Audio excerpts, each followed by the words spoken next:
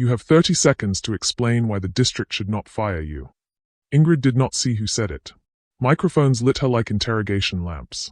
100 phones pointed at her from the audience and maybe 1,000 more through the live stream. The clip was still hanging in the air, the one that played without warning. A teenage Ingrid on a grainy stage, a teacher in a red cardigan leaning close to her ear, a hiss into the mic that had picked up everything. You will never be enough. The words had been cut and replayed 3 times. The live stream replay box pulsed with hearts and angry faces. A handle at the bottom of the screen read Ridgewatch and then changed to Cobalt Ridgelive. Ingrid registered the color of the overlay out of habit, a teacher's mind that noticed small, pointless things even while her stomach flipped. Say something. Her palms were damp against the acrylic podium. She could hear Principal Alec Bennett's whisper from her left, a breath just off mic, keep it simple. Apologize. We need the vote Friday. Friday. 72 hours. No student ever hears that in my class, Ingrid said. The sound of her voice surprised her. She sounded smaller than she felt. The clip was from my senior year. It was taken out of context. Context, someone shouted from the back. The context is you train kids to hate the platforms that feed them. Laughter. A woman with a blue scarf filmed Ingrid with both hands like she wanted to make sure the angle did not miss any blink or twitch. The superintendent cleared his throat. Ms. Baxter, the board appreciates your dedication. Tonight is not about your personal history. We have contract work to consider. Please respond to the data sharing concerns you raised last week. He wanted her to back down. She could see it in the way he would not look at her. The same aversion he wore any time teachers spoke about Northlight learning. Ingrid found Rick Mulray in the second row, behind the local reporters. He was not pointing his phone at her. He was watching the screen behind her, the one that froze on her own 19-year-old face, eyes wet, jaw tight. He had that neat, expensive haircut that said he had either a good barber or someone else caring enough to make appointments, a leather notebook on his knee, a silent apology in his eyes that she could not read. We have more than data to consider, Ingrid said. Students deserve privacy. They deserve to know who holds their information and for what purpose. We deserve transparency before this vote. Rick's pen paused. Alex stiffened. The audience murmured the way crowds do in gymnasiums where sound bounces and feelings get louder than they are. Ms. Baxter, the superintendent said, we already agreed to a 30-minute public comment. Your time is up. A clock ticked on the wall. There was a small paper flag taped next to it. Go Owls. Someone had drawn an owl with ridiculous eyelashes. Ingrid stared at its long lashes to steady her breath. Vera would have told her to breathe into her ribs. Think of the breath like a tide. She could see her grandmother's hands shaping air in front of a kettle, steam feathering her hairline. Simple kitchen, chipped mugs, violet ink drying on a letter beside the radio that always played old standards at low volume even when no one was in the room. Vera's pen left little violet commas on everything. She looked down at the padded folder on the dais. A letter peeped out from the stack for the next agenda item. Footnote text in 6-point italics. Class V shares to convert upon tender close. She did not know what that meant. 30 seconds, the superintendent prompted. We need to read the contract before we vote, Ingrid said. The public needs to read it. This impacts every child in this district for the next 20 years. Alex slid an apology in his tone. We appreciate your passion, Ingrid. Raise your concerns in committee tomorrow. Let's keep things moving. Someone in the chat typed, who is she to stop a 7-figure stream to the district? Then the comment scrolled off as hearts flooded. She could not see the actual number. A student might have. She only saw the pattern of it. She had spent so long teaching kids to notice patterns. Now she was drowning in one and could not find the edges. A hand lifted near the aisle. Rick. He did not stand.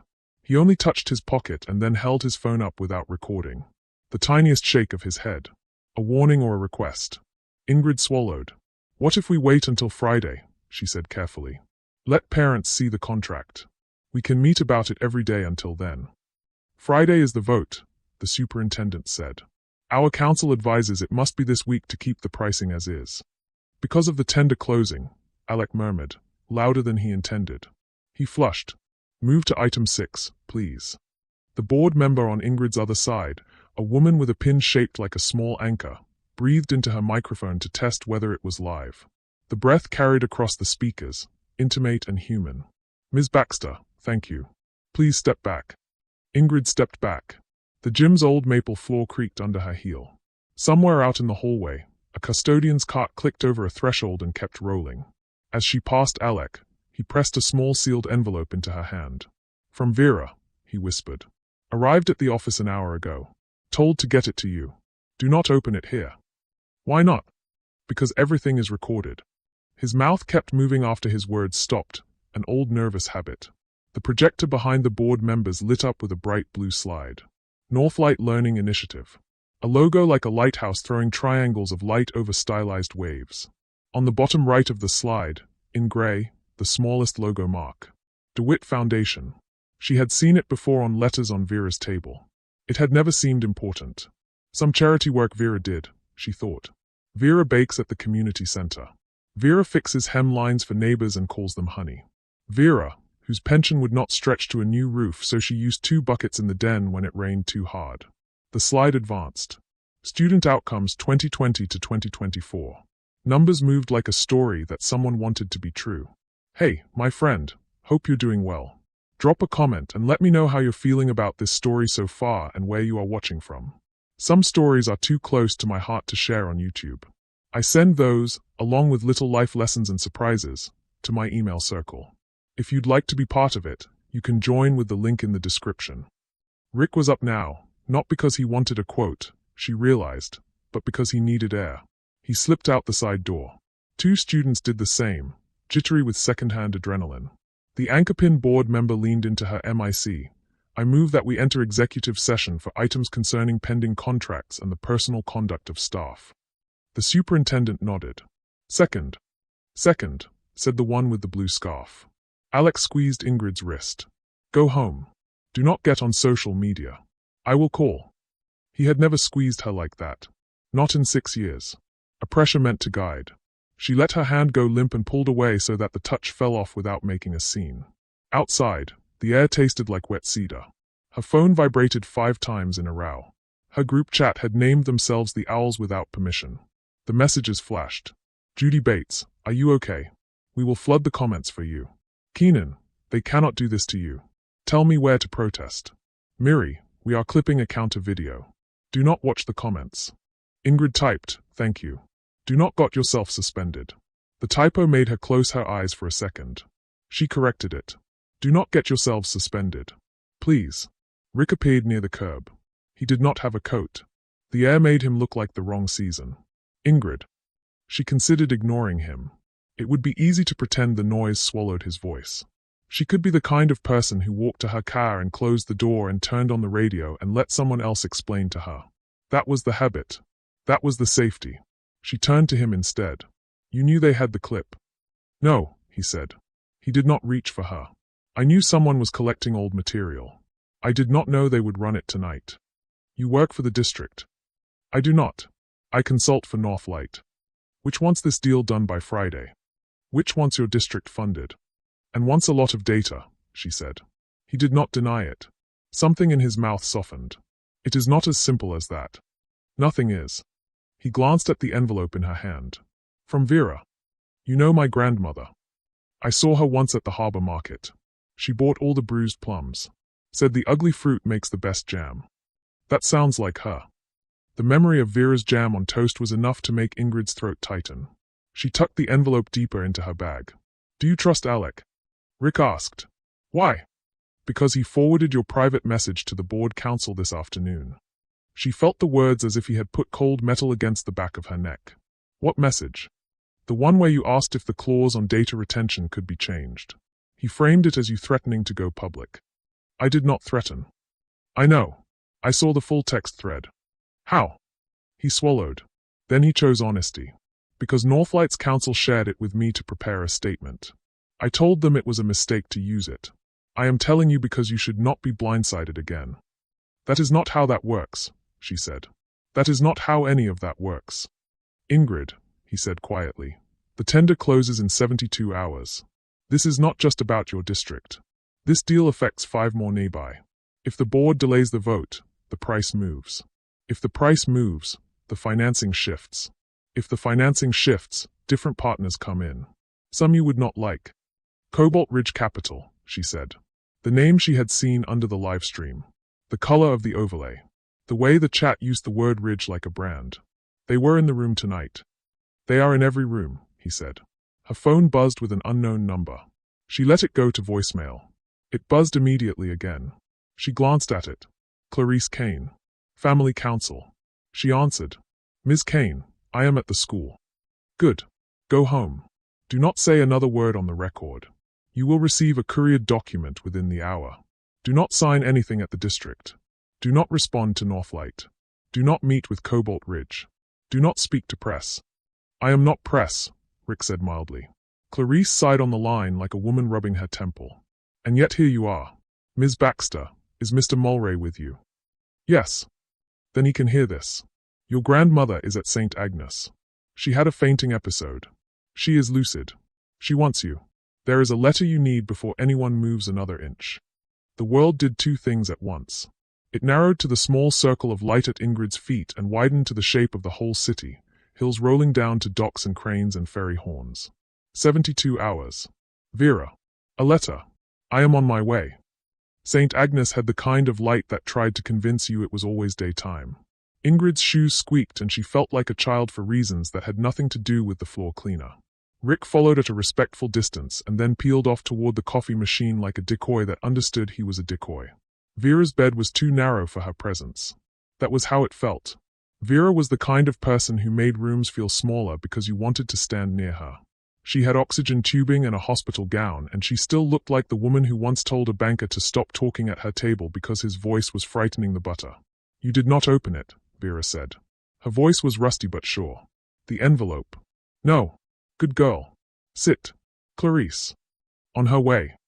Vera nodded. A nurse adjusted a beeping thing. Vera watched the nurse with interest and then went back to Ingrid as if she would get to the beeping in a minute if it needed her. You should have told me about the clip, Vera said. I did not know. I did not think anyone would go that low. People always go lower than you think. Especially when they feel small. I feel small. You are not, Vera said. You were never small. You were never not enough, do you hear me? Yes, Ingrid said. She did not believe it yet. But she liked hearing it in Vera's voice. Clarice arrived with a couriered folder and the kind of expression that made hallways make way for her. She was not supposed to be moving that fast in a hospital. She moved that fast anyway. We have to be precise, Clarice said. Northlight will call in an hour. Cobalt Ridge in 2. The district will tell you the board's patience is gone. Do not oblige them. She set the folder on the rolling table. The folder was black. The clip disappeared from the world for a moment because it had to. Ingrid picked up the top page. A notarized letter. The ink was violet. Power of attorney. Name of principal, Vera DeWitt. Name of agent, Ingrid DeWitt. Her eyes tried to make the letters become what they had always been. They did not. I am Baxter, she said, not to contradistinguish anything but to see how the word sounded next to the paper. It sounded like a jacket that did not belong to her. Vera's mouth softened into something that might be regret. You are mine, she said. I kept you safe. That is the word that mattered more than the rest. Until now. The next page. A trust instrument with footnotes like ivy along the margins.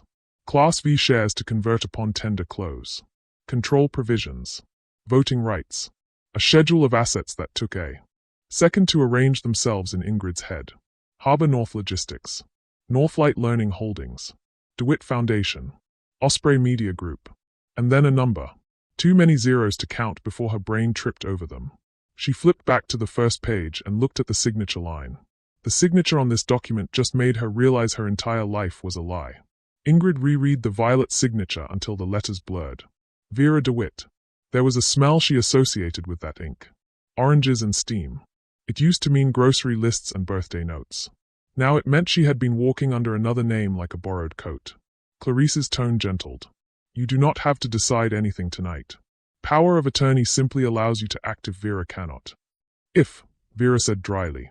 Such a thin word. Ingrid traced the small printer's marks at the bottom of the trust pages. DeWitt Foundation. Northlight Learning Holdings, LLC. Harbor North Logistics. Words that felt like machinery behind a wall she had never been allowed to see. She glanced at Vera. Why keep this from me? I did not keep it from you. I postponed it, Vera said. You were a child. Later, you were a teacher. You were happy. I was fine, Ingrid said. It came out sharper than she meant. Happy is a big word, too. Vera watched her like only someone who had held her when she had fevers could. You did not need the weight then. You may need it now. Clarice set a slim notebook on the tray. Leather, old. Family Council had the habit of making expensive things invisible.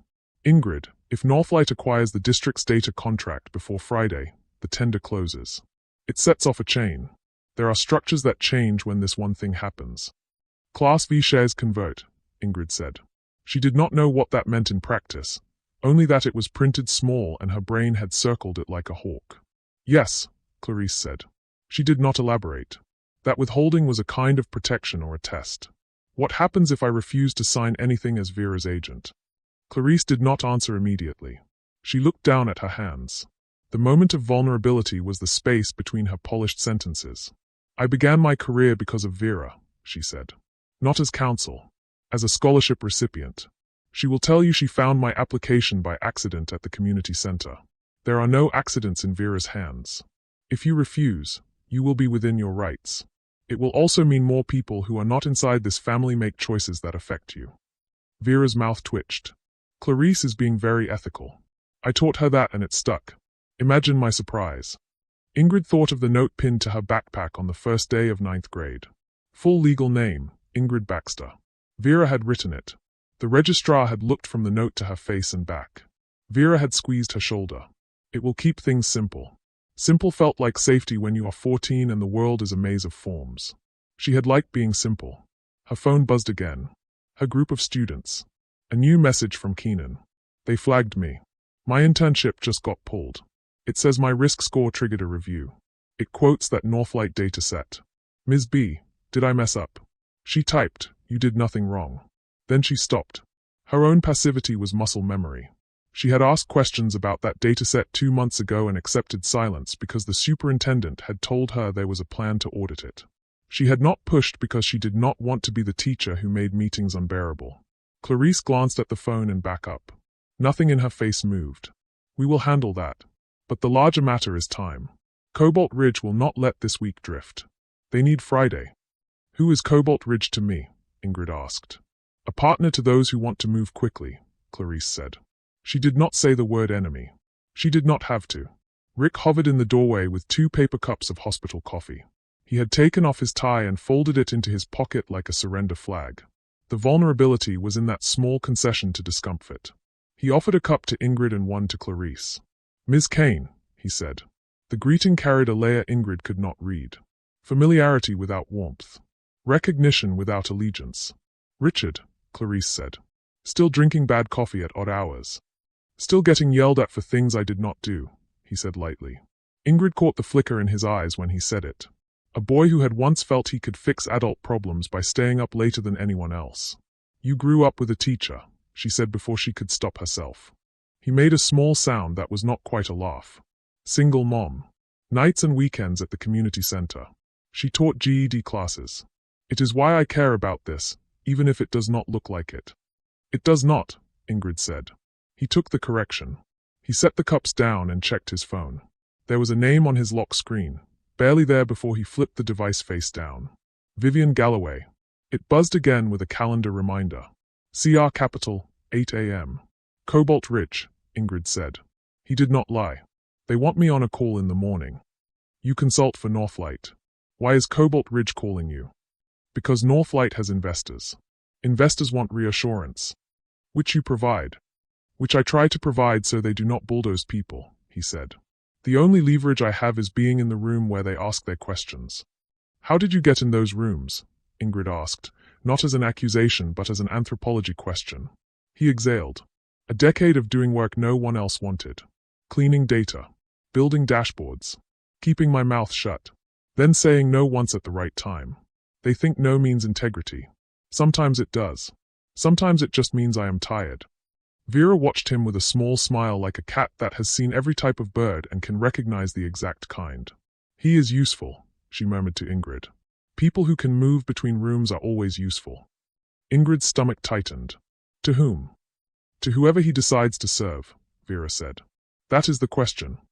A nurse came in to adjust Vera's 4 and to remind them that visiting hours had technically ended. Clarice gathered the folder and pressed it into Ingrid's hands. Take this home. Read it. Do not sign anything at the district. If anyone from the board or press calls, say you are with family.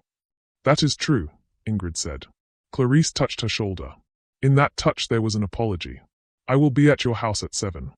Outside the room, the hospital hallway hummed with quiet, competent noises. Rick walked with Ingrid toward the elevator. He did not try to hold her elbow or take the folder. He did not make her feel managed. That was something. Let me give you a ride, he said. I have my car. You look like you are about to pass out, and I know how to drive in this rain. It is not raining. It will be by the time you get to the lot. She almost said no. Then she thought of the envelope in her bag and the way the lobby felt like it cared nothing for the weather. She nodded. In his car, the dashboard lights washed their faces in pale blue. He drove like someone who kept track of his own breath. She ached with the thought that she had been holding hers for 2 hours without noticing. You believed them, she said, watching the wipers that were not needed yet. Who? Whoever told you that the data would make kids safer? I believed the possibility. I still do, he said. But the way it is being built, that is not a possibility I want to defend. Keenan lost his internship tonight. It cited a risk score. I knew that algorithm had holes. I asked for a review and then I stood down because I did not want to make a fight in the room. That is on me. It is on the people who put a score like that into practice, Rick said. And if you want to fight, pick the right moment. Not every moment is right. Friday is the right moment, she said. At her street, he pulled up without asking which house was hers. He stopped one house short anyway, a courtesy she recognized. He turned to say something, thought better of it, and settled on, sleep. Tomorrow will be worse. Were you always this comforting? I am better at numbers, he said. He hesitated. I told Northlight not to use your text thread tonight. I was overruled. I probably bought you 1 hour you did not notice. I am sorry, that was all I had. She believed him. She did not thank him. She went inside with her folder and a head full of voices. Her apartment had one plant that had survived her negligence. The folder on her kitchen table looked like a door in a floor, hinged and waiting. She opened it and read until letters became shapes. At 2 a.m., she put her head down for what she intended to be 3 minutes. She woke to her phone vibrating against her cheek. Alec. She considered letting it ring. People-pleasing had a particular fatigue. It felt like she owed him a response because he had been kind once, or because he had been her boss for 6 years, or because he was good at remembering her birthday. She answered. Ingrid, I am at the office, he said. He sounded wrecked. We have to talk before morning. What is there to say that we did not say on the floor? It is about your award, he said, and the use of that word as law made her cheeks heat. The district was going to announce your Educator of the Year at next week's assembly. I asked them to delay. Why? Because I thought it would make things easier. For you. Or for you. For all of us, he said. If you are the face of the school and also the face of opposition to the contract, you make yourself a target. I am already a target. I know. He swallowed. Come in. Please. 5 minutes. She heard the plea under the request. She took her keys and went because habits like hers did not break in one night. The building smelled like old copier toner and lemon cleaner. His office door was ajar. She pushed it open and stopped. The blue scarf board member sat in the visitor chair. Her anchor pin gleamed like it had its own small light. The superintendent stood by the window, hands in his pockets as if he could hide proof of himself there. And on speaker, a voice she did not know filled the room in crisp, careful phrases. Principal Bennett. Thank you for making time. As stated, our council requires documentation that you have addressed staff conduct. Alec flinched. We are addressing it. Ms. Baxter is here. She is cooperative. Ingrid stepped fully into the doorway so they could not talk as if she were an idea. Addressing what conduct? The speaker voice ignored her. Our understanding is that Ms. Baxter aims to incite parents to disrupt Friday's vote. Ingrid would never incite anyone, Alec said immediately. His eyes found hers with an apology that had not been invited. She is concerned. She cares. Then she will refrain from public comment until the vote, the speaker said. For the sake of smooth operations. Who is this? Ingrid asked. Vivian Galloway, the superintendent said. He had a dry voice that cracked on names. General Counsel for Northlight. Not Cobalt Ridge, Ingrid said. Galloway's tone did not change. I am copied on their concerns. We share objectives this week. Ingrid noticed Alex's jacket on the back of his chair. New. The stitching on the cuff still had a small plastic tag thread he had missed. He wore a watch she had not seen before. It was understated and wrong on him, like someone else's sentence in his mouth. Her brain catalogued it as an inconsistent detail and then made itself stop. She was not a detective. She was a tired teacher who had wandered into someone else's conference call. Alex stood. He put his palms on the desk like he could steady the world. Ingrid, I forwarded your text earlier. I should have told you. I wanted counsel to see that you were asking questions in good faith so they would not frame you as hostile. I thought it would help. It did not, she said. It did not, he agreed. I am sorry. The Anchorpin board member leaned forward. Ms. Baxter, if you make a video tonight and ask the community to remain calm until Friday, we will consider that in our personnel discussion. Personnel. The word felt like frost on the back of Ingrid's neck. Are you threatening to discipline me for speaking at a public meeting? Of course not, the superintendent said. We only want to keep things civil. The speaker popped softly. Galloway again. Principal Bennett. The advisory council seat is contingent on the vote, as is the supplemental grant for your school's counseling program. These are linked only because we have limited resources. Please keep your own objectives in view. Alex's face drained and filled with color like water changing in a tide pool. Ingrid saw it then. The real stakes in his mouth when he spoke. We have been promised funding for 2 counselors. We cannot afford to lose that. At what cost do we keep it? Ingrid asked. He looked at her as if she had just asked him to choose which of his students to send home without lunch. I cannot let the library close, he said. I will hold my breath and smile at anyone who keeps that from happening. That is my job. It is also your job to protect your staff. I am trying, he said. I made a decision today. He slid an envelope across the desk. Her name was printed in the same district font as field trip forms. It had the weight of paper that matters, which is heavier than ordinary paper and colder. Open it, he said. She did. Administrative leave with pay pending review of conduct. Effective immediately. He had dated it this afternoon. Before the meeting. Before she had spoken. The betrayal landed like a single clean strike and then a second delayed ache. She had walked into this office because she answered when he called. You decided I was a problem before I said a word, she said. No, Alex said. He held up both hands. The gesture was clumsy and human. I decided to shield you from the rest of this week. By taking away my ability to do my job. By pulling me out so I cannot speak into the vote. I knew Northlight would demand a scalp, he said. The pain in his voice was not performative. It was a man who had bartered with wolves and convinced himself that if he tossed them a jacket sleeve, they would leave the arm alone. I thought I could make yours symbolic. You keep your pay. You keep your award. They get their gesture. And I keep the library. Northlight is on the line, Galloway said curtly, voice still on speaker. We do not require a scalp. Then rescind the letter, Ingrid said. Silence. A click. Then nothing. The call had ended without a goodbye.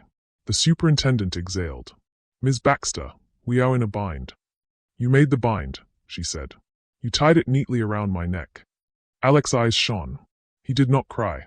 He looked like he wanted to. You can hate me. That is not the worst thing that will happen to me this week. You should not ask me to hate you, Ingrid said. You should ask me what I will do next. He opened his mouth. Closed it. Shrugged like he was older than he was. What will you do? Ingrid folded the letter and slid it back into the envelope. Her hands were steady. That steadiness scared her a little. I will go home. I will read. And tomorrow, I will not be in your office. I will be where parents are. This will make it worse, the board member said. For you. It is already worse, Ingrid said. She left the office without slamming the door. She did not give them a scene to replay. In the hallway, the fluorescent hum sounded like a dare. Her phone buzzed. A message from a number she did not have saved. A link. Osprey Media Group.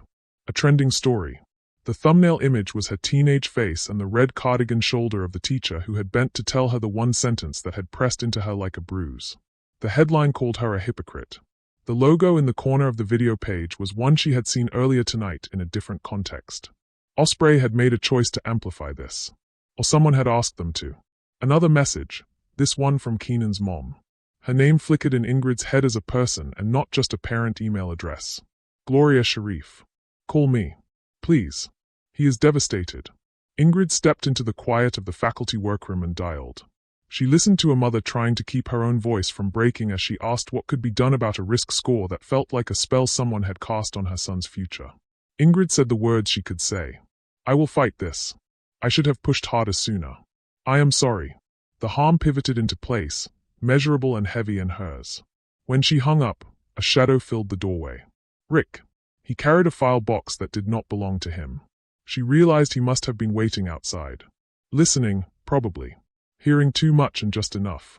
"You should not be here," she said. He set the box down. "You left this in your car." She stared at the box. It was not hers.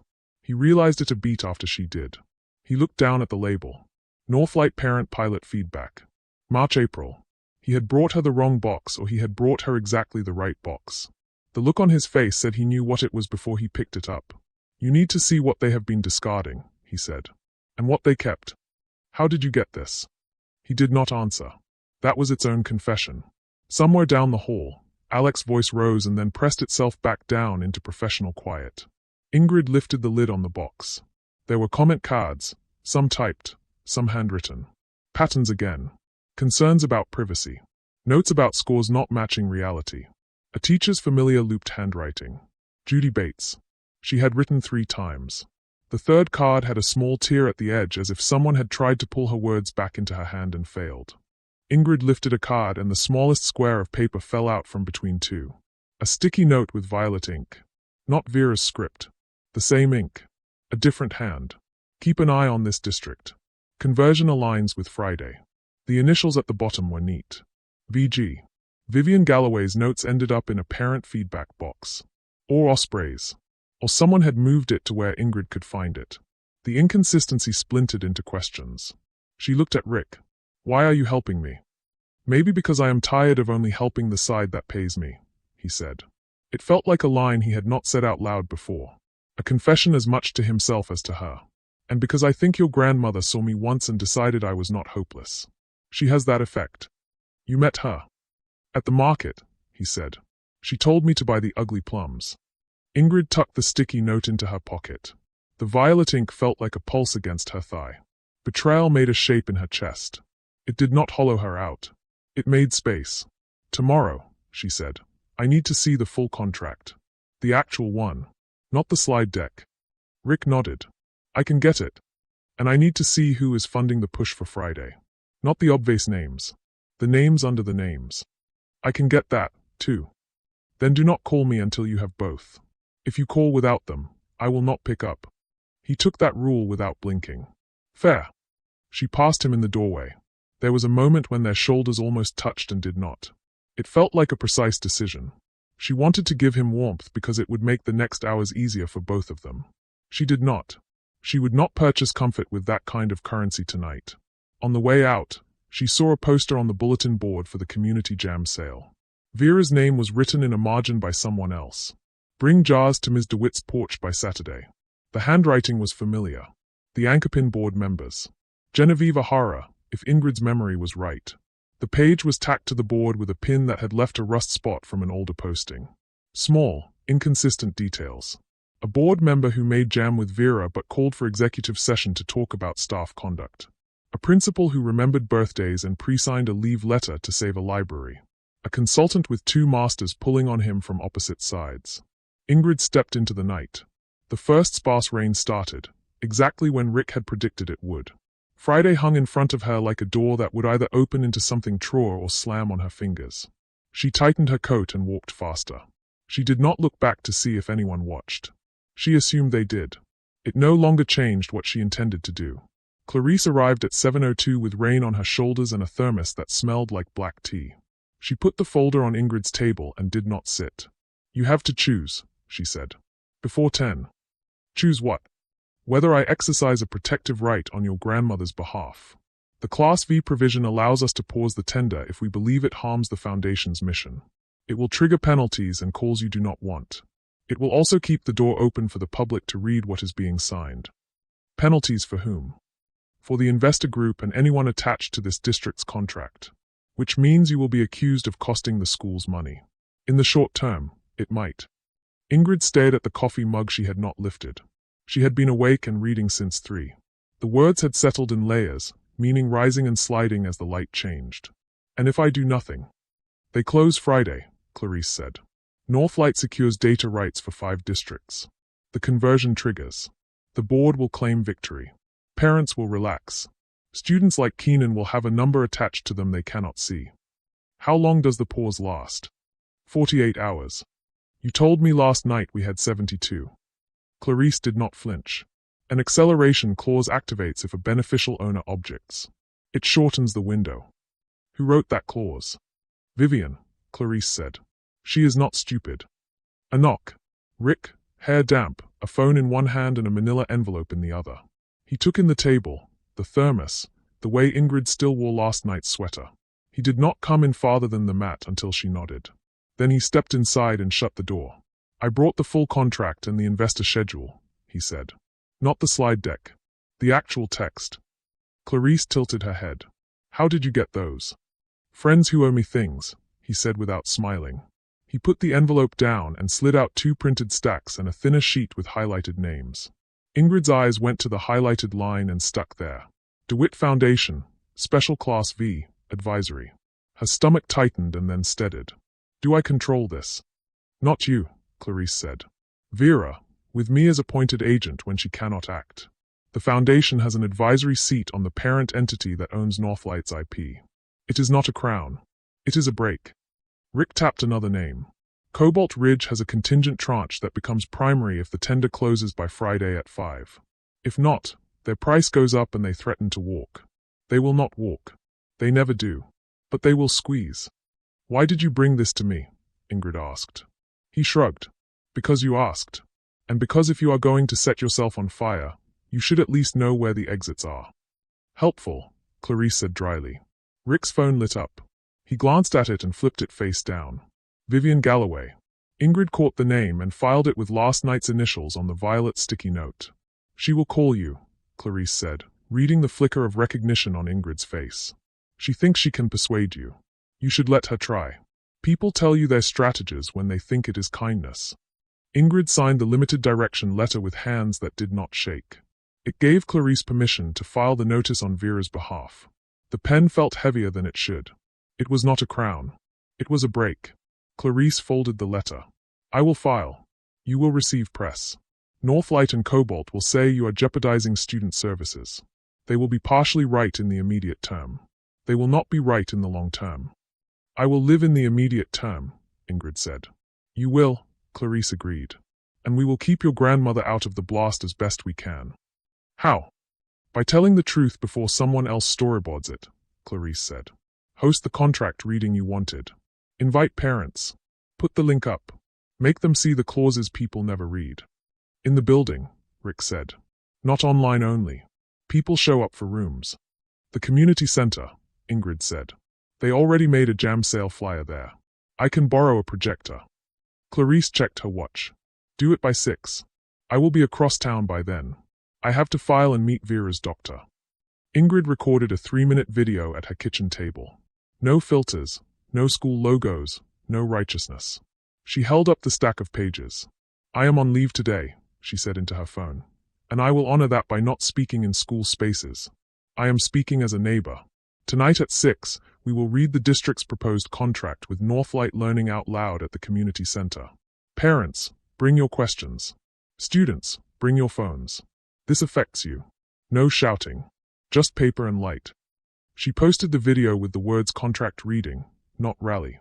She sent it to the Owls without permission. She sent it to Gloria Sharif.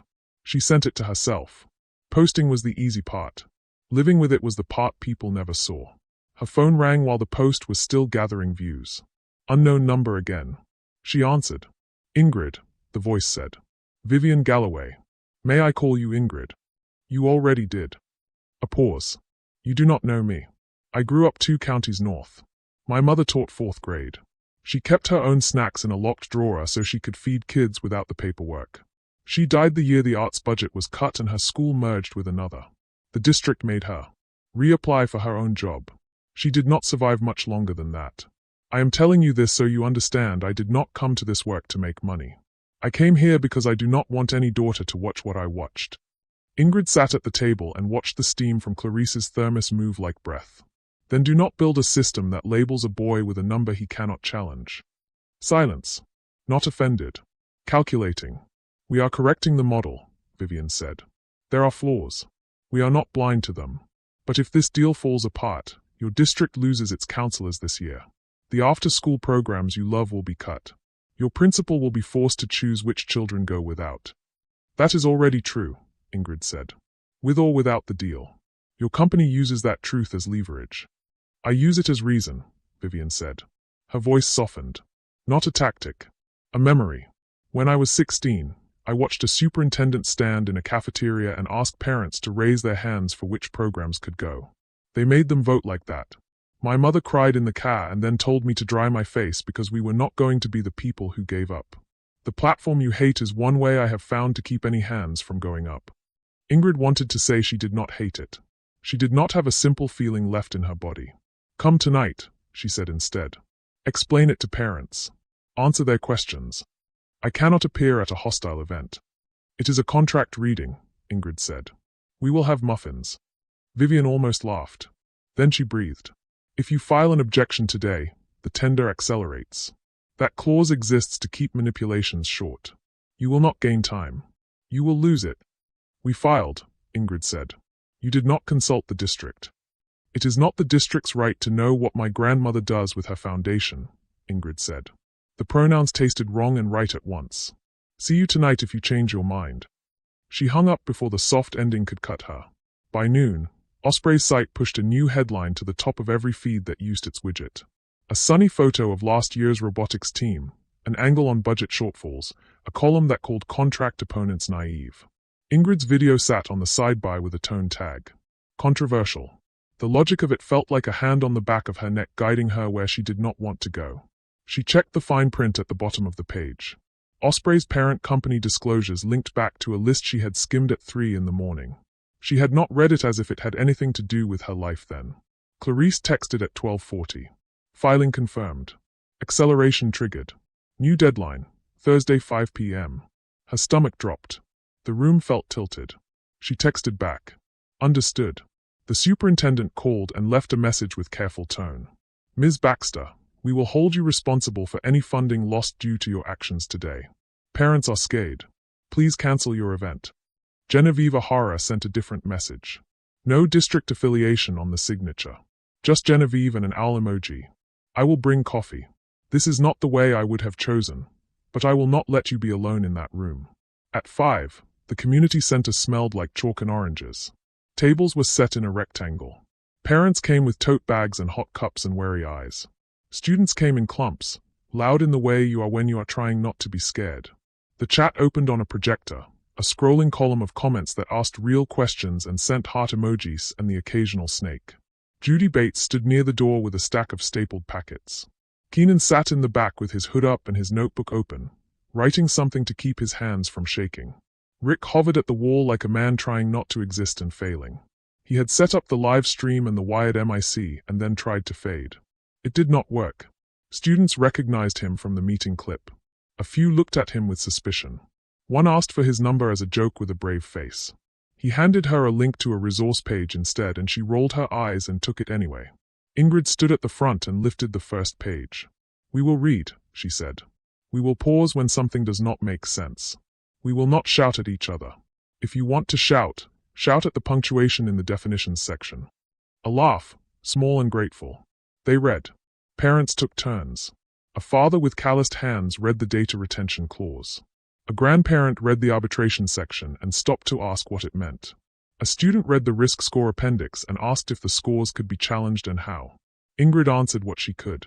When she did not know, she said, I do not know. It did not make her feel smaller. It made the room feel honest. Halfway through, the stream count spiked. A new handle started watching. VG Legal.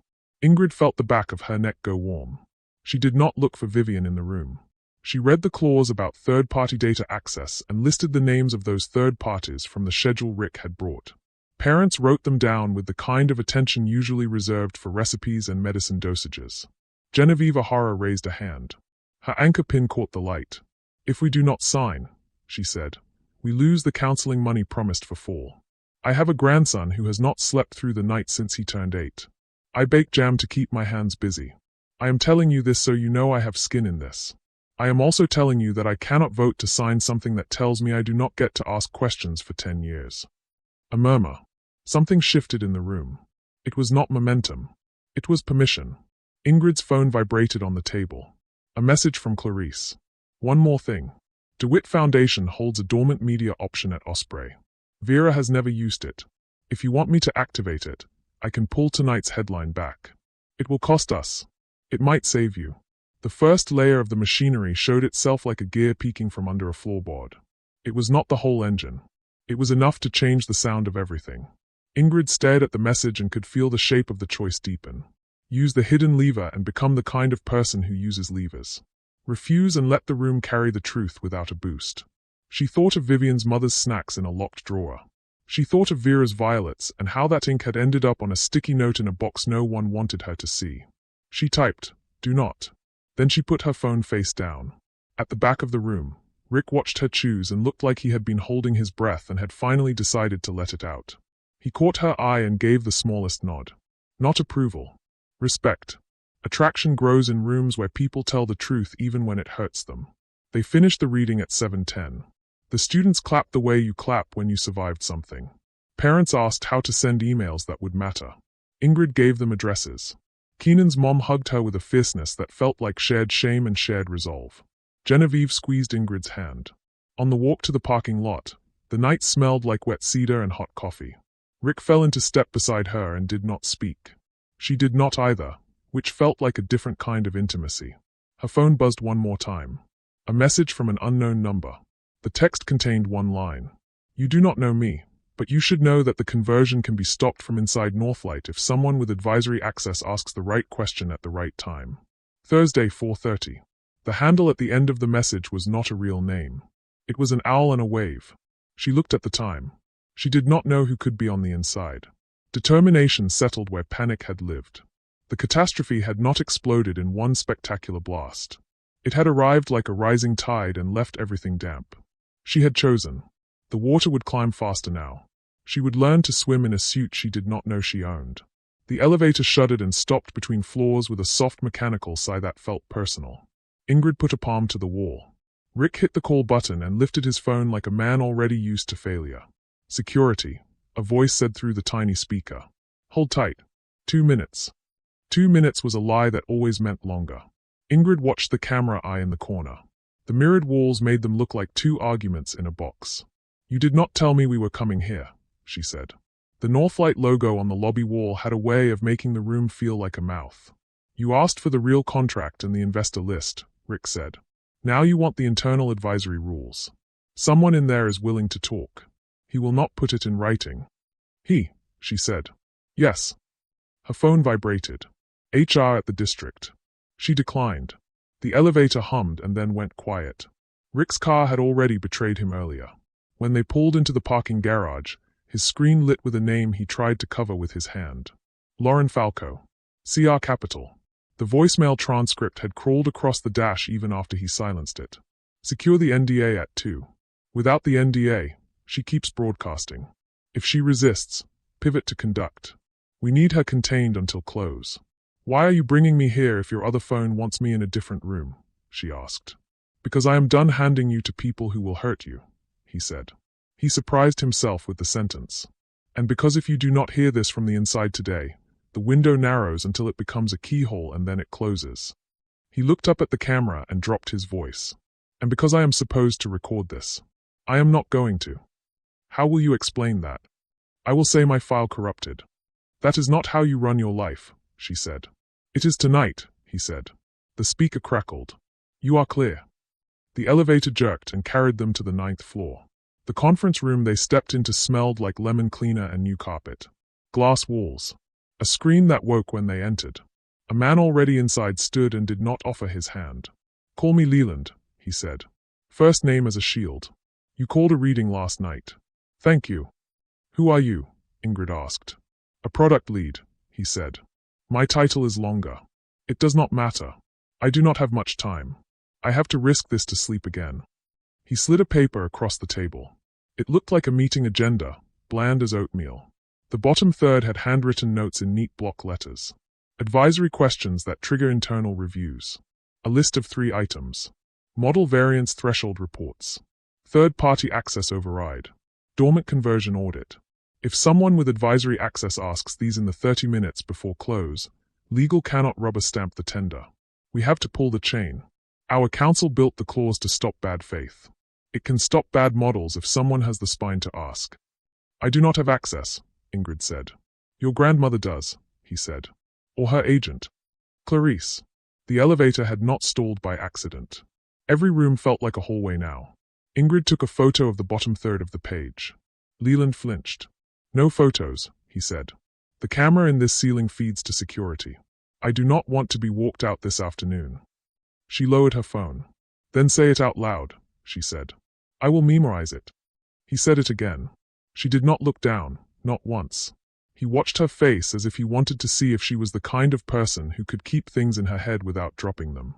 He nodded when she repeated the 3 items back to him. Rick's phone lit on the table. Vivian Galloway. He turned it face down and did not move. Leland's mouth tightened. Do not make a hero out of yourself, Leland said to him without heat. You are useful because you are in the middle. Stay there. Is there a reason you are helping me? Ingrid asked. Because a kid in my pilot school lost his apprenticeship this morning, he said. And because I watched the clip last night and remembered the one sentence a teacher said to me in a hallway when I was 13. It swallowed 10 years of my voice. I am tired of models that do that to people. He stood, as if the standing would erase the record of his presence. Security will reset the elevator. You did not see me. They walked back into the hall. As if on cue, the elevator dinged like a polite liar and opened. On the sidewalk, the rain had thickened into real weather. Ingrid's phone rang. District HR. Ms. Baxter, we require your presence for a preliminary. 30 minutes. Now. Room B. She went because she had learned to go. Rick followed to the door and then stopped at the lobby when a security guard shook his head.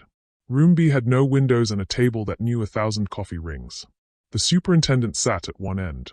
Genevieve O'Hara at the other, without her anchor pin, which was a detail Ingrid tried not to read into. A stranger with a legal pad sat in the corner and pressed a red button on a recorder. We are here to discuss conduct, the superintendent said. You are here to put her on tape, Genevieve said without looking at him. We should not have started without counsel present. It is informal, he said. There is a recorder, she said. That word does not mean what you think. He glanced at the legal pad man. We simply need assurances Ms. Baxter will not misuse student information in her public commentary. I do not, Ingrid said. I never have. Then sign this, he said. He slid an NDA across the table with the Northlight logo in small print on the bottom corner. It protects everyone. It protects your timeline, she said. Genevieve's hand moved. She put her palm lightly on the corner of the paper. She will not sign anything without counsel. This is a courtesy, the superintendent said. Courtesy would have been not blindsiding her last night, Genevieve said, voice soft and polite in a way that made Ingrid want to applaud. The red light on the recorder blinked. Ingrid looked at it and felt an old instinct rise. The one that told her to make herself small, agreeable, less trouble than she was. She pushed the paper back, careful and slow. I will not sign, she said. I am on leave. I am not on a leash. On the way out, her phone buzzed with a text from Keenan. Ms. B. Someone tagged me in a thread saying my score is public. It is not, right? She stopped walking. The hallway blurred. She typed, it is not. Then she typed, send me the link. He did. It was a screenshot dressed in fake authority, numbers in boxes with his initials. Asmay. She forwarded it to Clarice with the single word pursue. Vivian's number flashed again and then again. Rick answered on speaker before Ingrid could. His voice went dry and calm like a man walking a beam. I am with her. Vivian did not waste time. You have put yourself in a difficult position, Mr. Mulray. You are paid to protect the transaction. Your phone shows no record of the meeting you just attended. I dropped it. I do not believe you. Believe what you like, he said. Her tone shifted. Ingrid, the reading was clever. Tonight you will see a gesture from us. We will suspend use of risk scores for internship decisions while the model is reviewed. We will announce it at noon. This is not a concession to you. It is the right thing. Rick looked at Ingrid. For a second, the room exhaled. Ingrid let herself want to accept the small light. At 12:04, Osprey pushed a breaking banner. Northlight suspends internship scores pending review. Immediately below it, another headline bloomed like mold. Teacher Group Coordinated Disruption Playbook.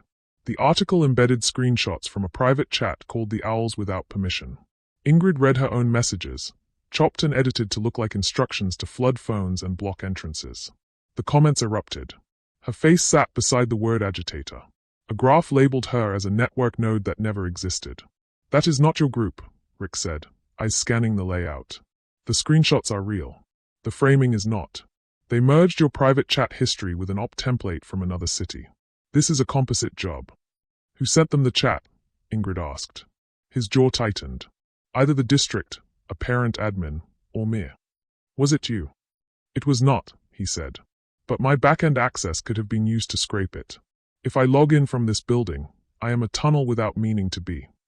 The small light of the suspension announcement cracked and fell apart. The false resolution did what false resolutions do. It left a colder room behind. Vera called. Or rather, Clarice, on Vera's behalf. She is awake and asking for you.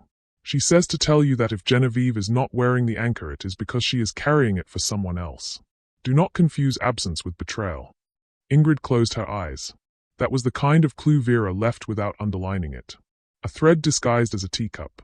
Rick watched her put the phone down. I was supposed to deliver you to an NDA table at 2, he said. I am not doing it. She could see the cost of that in his face. Then what will you do? Sit in a hall and get yelled at by people with my number on speed dial, he said. And at 4:30 tomorrow, I will get you into the room where the advisory question can be asked. You cannot promise that. I can promise to try until someone removes my badge, he said. He swallowed. And I can tell you that I did not mean to care about you. It is inconvenient. It is also true.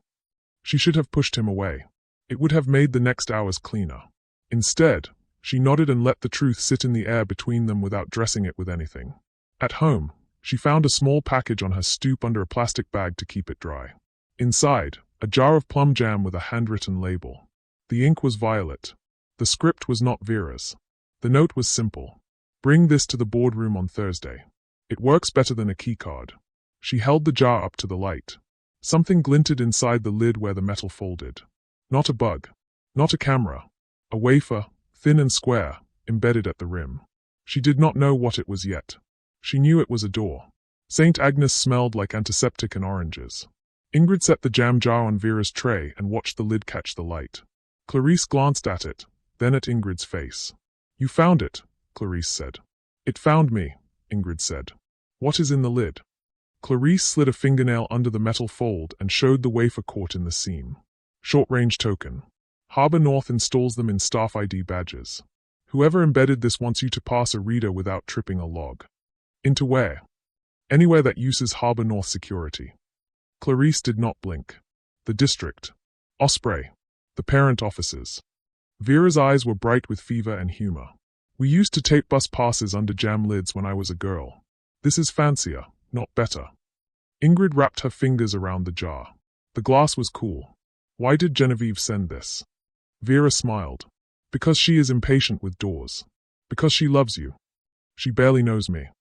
Vera's mouth softened. Honey, that is not true. Tell me what is, Ingrid said.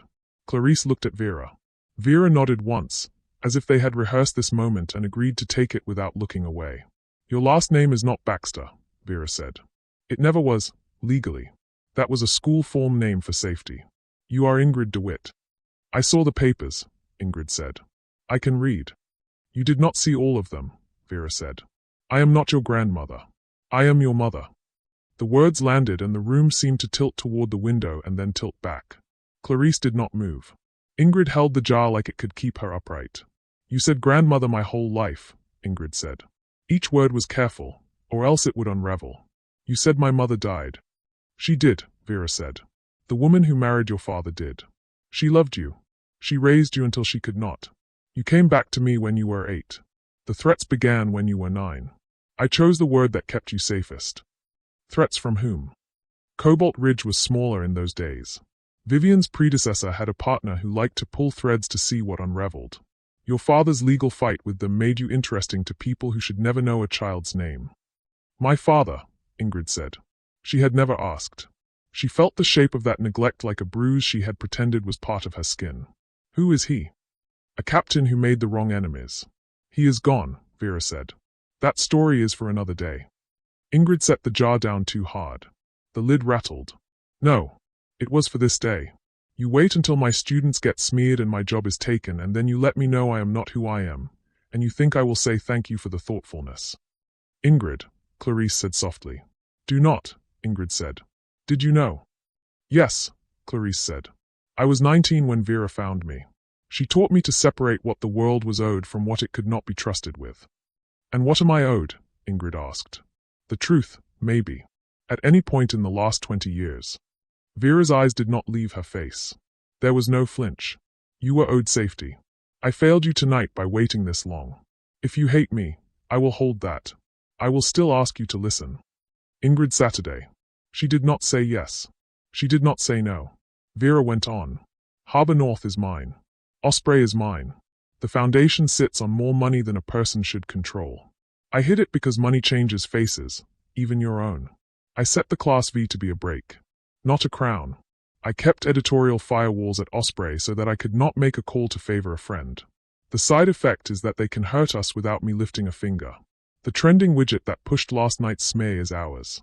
An automated risk desk we built during an election year to keep lies from catching fire. It misread your story and fed it oxygen. The room shrank. Ingrid felt her breath leave and come back through too small a hole. My own house set me on fire. Yes, Vera said. Because I built a house with rules I would not break. I am asking you to break one. I will not. You can order Clarice to exercise the media option. She will pull the headline. She texted during the reading, Ingrid said. I told her not to. Clarice met her eyes. I should have told you our hands were on the pipe that pumped that water in the first place. I believed the firewalls protected you by protecting truth. Tonight they did not. My award, Ingrid said. The words tasted like dust. Did you buy it? No, Vera said. I funded a reading program at the district 5 years ago. I never gave a penny to that committee. That is different from not influencing it, Ingrid said. She looked at Clarice. Clarice did not look away. A donor on the committee asked me for a recommendation last month. I said your students read at lunch because you make them feel like it is a club. I did not realize the donor would take that as a cue. If you win, the money is yours. The origin is mine. That is a stain I cannot lift. The deepest trust is the one that looks like home. Ingrid stood and the floor steadied under her feet and still felt wrong. You took my plain life and made it a stage prop. I gave you time to become yourself without money staring at you, Vera said. I would do it again. I would not wait this long to tell you. Ingrid's phone buzzed. Judy Bates. We are with you. Then a second message from an unknown number. A poll screenshot with a question. Should Ms. Baxter step back until investigations conclude? The percentages were not kind. She walked out of the room and into the hallway because crying in front of a nurse felt like breaking a social contract.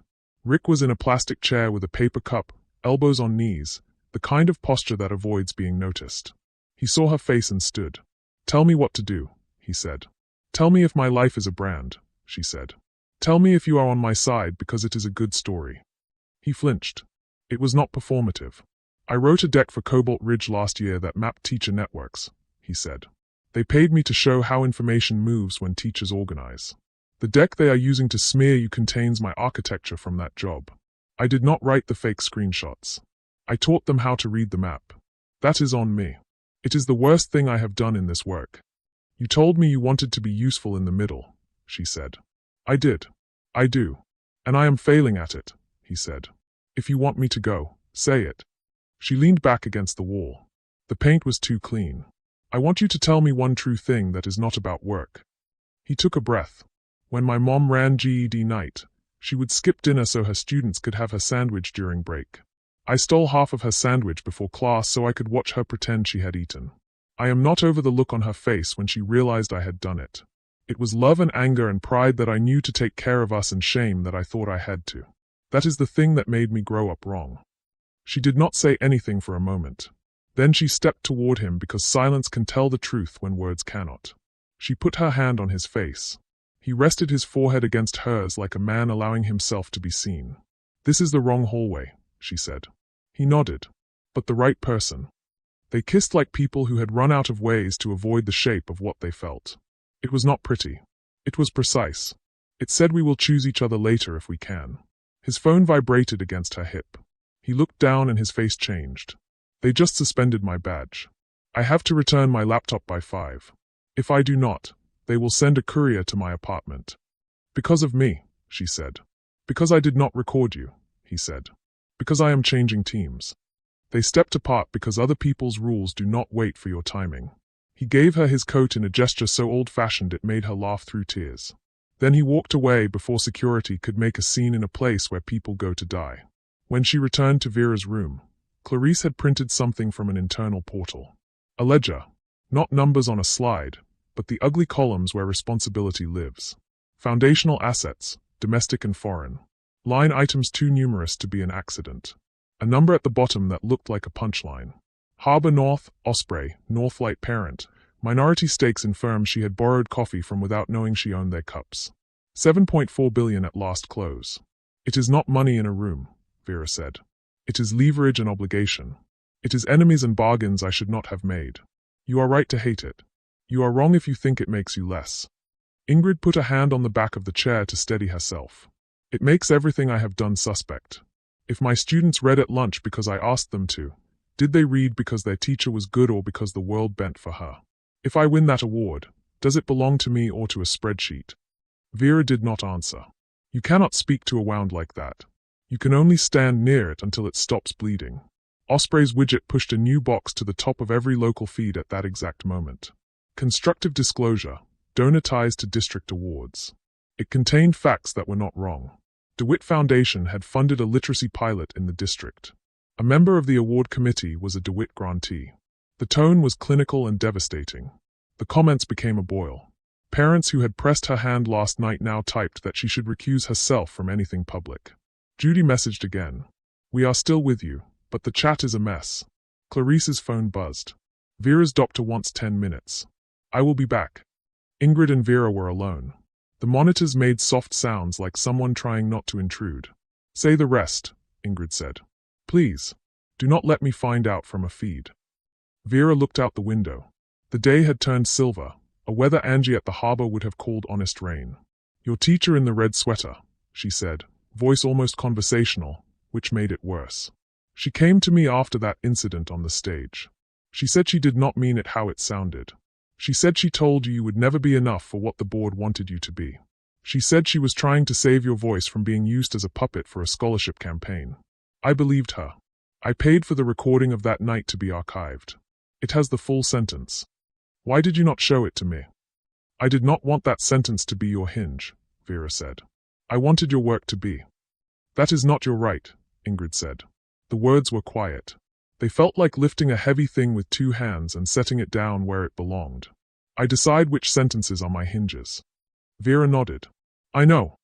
Ingrid picked up the jam jar. She put it in her bag like a tool, not a gift. "I am going to lose most of my friends today," she said. "I will lose my job. I might lose the award I am not sure I deserve. But I will not lose this room. I will be back at 4:30, Vera said. "Ask those 3 questions at 4:30. "Clarice will ask them," Ingrid said. Vera shook her head. "Clarice is about to be recused for conflict." Vivian filed a motion. "By the time she untangles herself, the window will have closed. This is how they work. You have the token. Use it. Genevieve will open the door on the district side. Rick will get you in on the Northlight side if they have not taken his badge." "They already did." "Then he will find another way," Vera said. "He is useful when he decides who he serves." The isolation settled like evening. Messages piled up and tilted cruel. Alec did not call. Judy sent one more line, a simple heart that felt like a candle in a storm. Keenan sent a screenshot of an email. Internship score suspended. He had drawn a small owl in the corner of the image. It looked ridiculous and brave. Ingrid walked out into the rain with the weight of a name she had not asked for and a plan she had not chosen. Her life was built on polite lies. She would use whatever those lies had bought to tell the truth at the exact minute that mattered. Then she would live with what broke. By noon, Clarice texted that she had been recused, The hospital posted a proxy change that blocked Ingrid from Vera's room, and Osprey's widget pinned the smear above Northlight's suspension gesture, making every door feel booby-trapped and every choice look like harm wrapped in politeness. The clock shortened again brutally.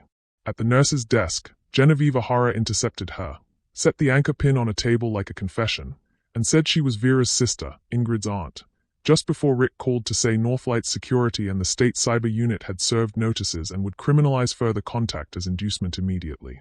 Collateral damage multiplied. Judy was placed on home assignment. Keenan's mother found a bogus health notice taped to her cafe after fake reviews bloomed. 3 teachers received audit warnings, and the Owls chat leaked whole, not just composites, turning private worry into suspicion that taught parents to fear their helpers. Genevieve said to ask now or lose the window. They used the jam lid token at the district door, slipped past Alec and 2 guards, heard him confess he had traded cooperation for promises of counselors and an advisory seat, and felt the green lights click like a welcome anyway. In the records room, parent pilot boxes lined the wall. Inside a binder, advisory triggers matched Leland's whispers, but a deputy with a state badge entered, cited unauthorized access, and asked Ingrid to come, while Genevieve argued family agency and civil matters that sounded flimsy against a recorder's light blinking. In the cruiser, no cuffs, silence and codes on the radio. Leland called to say he had been terminated, desks boxed, and the advisory procedure was being rewritten to require 2-factor from the principal's signatory, meaning Vera's presence or voice, which the hospital would never allow on a tightened proxy. They did not book her, only placed her in a grey room where a district-retained outside lawyer slid a narrow stipulation limiting public comment in exchange for peace, while a red light listened, and she studied the reflection of Alec's watch on the page before saying no without flinching once. Released at dusk, she stood under an overhang and worked the calculus. Push for access and risk Vera's health. Back off and watch the rule harden. Call Rick and endanger him. Rally parents and see teachers punished first. Or swallow fear and plan anyway while time shaved itself thin tonight. At the community center, Genevieve poured tea and relayed Vivian's private offer to restore the counseling grant and recommend pulling the smear if Ingrid stepped back publicly. No paper. And Ingrid felt her old floor reach for yes before she chose no, insisting any promise be written into the contract. A nurse texted from Vera's phone asking her not to visit until morning, and minutes later Rick's final message arrived, saying his devices were seized, his badge disabled, and any contact would be construed as inducement, then promising he would still work the problem from places she could not see. On her feed, Osprey pinned an ethics piece announcing a review of donor ties to awards and a district investigation into teacher misconduct, while a whistle from Leland reported the advisory platform was now gated by voice print, converting the break into a locked switch that only Vera could turn. She wrote a short post stating she would not step back and would read again, knowing it might cost counselors today to protect children tomorrow. And within minutes HR threatened her license. Keenan's sister received a truancy warning from a system glitch, and her own award committee announced a pause. In the quiet, Genevieve admitted she had helped Vera design the firewalls that kept money and media apart, believed they would shield Ingrid, realized they had made her a stranger to her tools. She pressed the jam lid into Ingrid's palm and promised the token opened Harbor North's floor tonight. Alone on the steps, Ingrid understood the shape of the trap. If she protected Vera, children would carry numbers. If she saved children, Vera's might be dragged through a door. Rick was gone to silence. The window narrowed to 4:30, and the night taught her hopelessness without taking her will. At 3:41, Ingrid stood in the community center hallway with the jam lid in her fist and 2 phones buzzing. Gloria Sharif whispered that a cross-agency wellness sweep would trigger at 5:15 for flagged minors if the migration went live. Officers were already on her block. Keenan was pacing with his hands visible, an absurd survival skill taught by numbers. Ingrid said she would stop it, then ended the call before her voice shook. Clarice called next, voice thin with fatigue. I need you to hear this from me. The voice gate at Northlight, I helped write it with Vivian. It was meant to protect the DeWitt break from bad actors. I also warned her you might use the media option last night. I believed limiting levers would keep your life yours. It hurt you instead. Vivian filed a sedation order for 4, she said. They will call it comfort. There is arrhythmia risk. If you push Vera now, you risk her. If you wait, the tender converts and the sweep runs. That is the corner they built, your mother or your students. So this is the choice, Ingrid said, or what they want me to believe. It is a false frame, Clarice said. There is an emergency continuity clause inside Harbor North Security, the one your aunt helped write after a storm cut the ferries. Trigger it and any transaction writing those controls pauses for inspection. The advisory platform rides that rail. You need an authorized token and a specific phrase, then the name of a board member attesting to public harm. I did not tell you sooner because I feared you would pull it for smaller fights. That was arrogance. I have been working both sides, she added quietly. Vivian used me. I let her. I thought I was buying your future. Forgive me later, not now. Ingrid ended the call, texted Genevieve one line, Port Violet, can you open, and got 4 words back, bring the lid now. Rick stepped from a side room with no badge and his hands raised. They seized my devices, he said. I can still get you through the freight lift, but if you do this, I am done. If I stay away, you stay safer. She took his hand and did not pretend it was only practical. I do not want safe if it is alone, she said. He nodded, the small courage that costs. Alec met them at the district door with 2 guards angling toward him. He pressed his master key into Ingrid's palm, the old brass that opened fire stairs. I cannot fix what I did, he said. I can make today harder for the wrong people. I resigned the advisory seat. I will keep these 2 talking for 10 minutes. Do not waste my 10. They ran. The freight lift groaned. Harbor North's floor smelled like metal. Genevieve stood by a reader, cheeks set. Say the phrase, she said. Ingrid held the lid to the plate, felt a magnet catch, and spoke the words she had only read once. Port Violet, continuity in the public interest, DeWitt attests to imminent harm. Ping sounded. A console blinked, a heart-finding rhythm. Clarice arrived in the doorway with the old bylaws on her phone. Speak this next, she said. Harbor North Safety Audit binds the platforms it carries. Public harm attested by a DeWitt family director pauses tender until review is logged. Vivian's call lit Rick's screen. Ingrid shook her head and faced the ceiling camera. We are not bargaining, she said for the record. At 4:30 by the console clock, the advisory dashboard froze. Across town, the officers at Gloria's door received a hold alert and stepped back. The tender timer stopped with 29 minutes and change. Vivian texted a single word, illegal. Ingrid replied with a clause number and put the phone away. Security filled the hall. Rick did not step back. Ingrid did not either. Their choice was a line on the floor they refused to cross. Some love looks like staying. Ingrid felt fear, then let it pass, and stepped forward to speak the questions, her voice steadier than any clock in sight. Alarms softened into a steady tone as the console flashed paused. Security filled the hall. Vivian arrived at a walk, cuffs damp, eyes moving from the jam-lid token to the ceiling camera. Clarice came behind her with a deputy attorney general and a hospital representative carrying a folder. You have no standing, Vivian said. That token is stolen. Genevieve set the anchor pin on the console. I am the DeWitt family director on file. I attest to public harm. We invoked continuity under Harbor North bylaws you co-wrote. The deputy read from his phone. Clause 3.7 requires a public safety audit and replication of all tender communications to the oversight vault. The vault mirrored the instant the token hit. Any objection goes to court tonight. Rick exhaled. Ingrid stepped forward. For the advisory record, she said, and spoke Leland's 3 questions without glancing down. Model variance threshold reports. Third-party access override. Dormant conversion audit. The clock stamped each one and an audit script started in the corner of the screen. Vivian's phone buzzed. She kept her eyes on Ingrid. You were not meant to be here, she said. Then quieter. I ordered comfort meds for your mother at 4. It was wrong.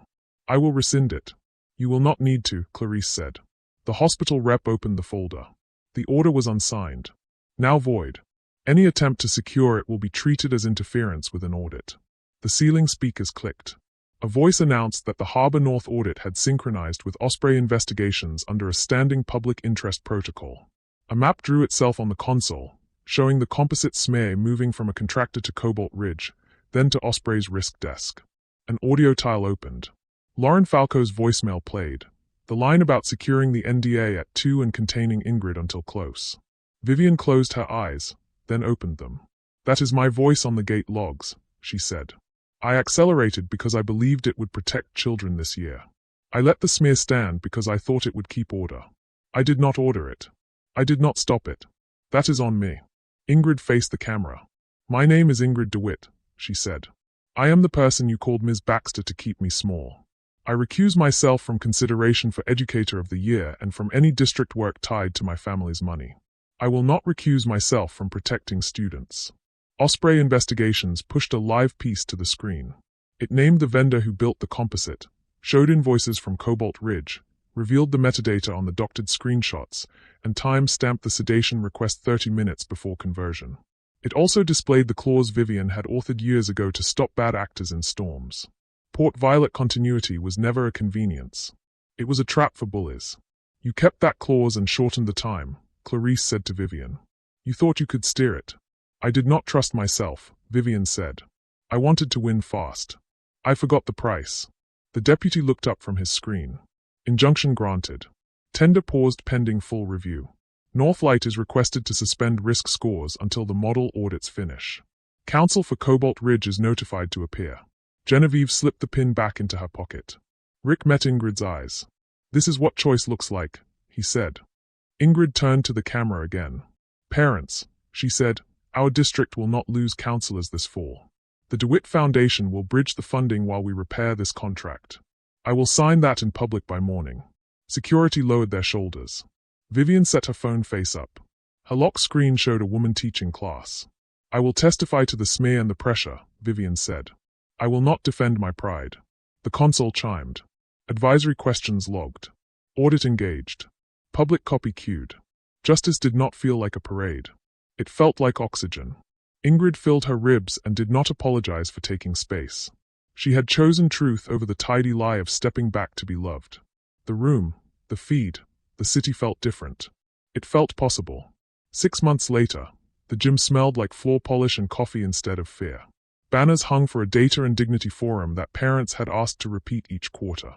Ingrid stood at the same podium where humiliation had once pinned her like an insect, name placard reading Ingrid DeWitt, teacher.